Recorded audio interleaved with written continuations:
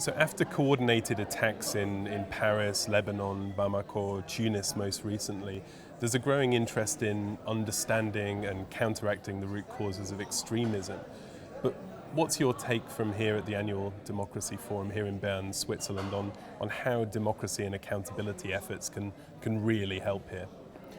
First of all, the assaults and the attacks, of course, we have to address these. We have to try to prevent them to happen. We have to punish people. We have to hold the people accountable that perpetrate it. And it's really the brutality is extreme.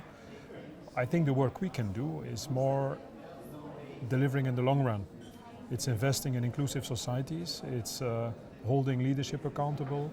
It's also providing good legitimacy for all kinds of legal frameworks, regulatory frameworks that strike a good balance between, on the one hand, the liberties people have, but on the other hand, the necessary protection of security, for instance. And the first freedom indeed for people is to live in a secure world and in a safe world.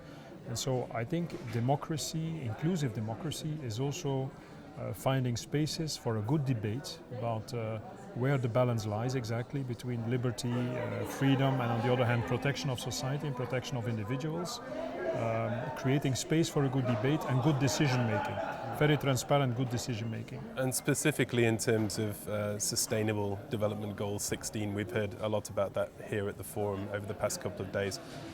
What does this SDG 16, what role does it play in the achievement of the SDGs, and what metrics do you hope to see in March, currently being developed, of course, to measure this goal, specifically as it relates to the growth of democracy?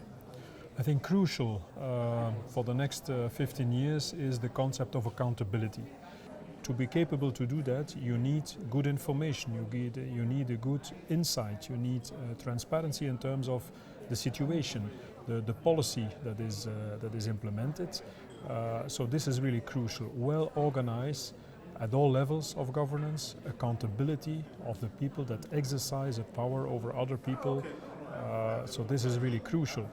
I would add that it is not only a question of holding leaders accountable, it's also a lot about investing in the capacity of people to hold these leaders accountable, which means training, educations, explaining to people sometimes how very complex issues, what is at stake, how it is organized, how certain policies are functioning, so that they can really have enough knowledge, enough insight to give their opinion.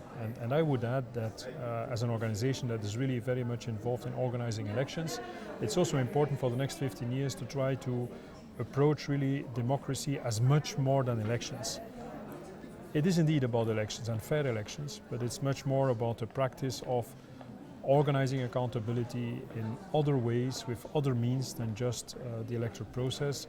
It's about strengthening the capacity of individuals, strengthening the capacity of civil society to engage in a debate, to hold the people accountable, to hold the leaders accountable. So I think the concept of accountability, political accountability organized by civil society, this is really crucial. I think invest in the quality of that accountability.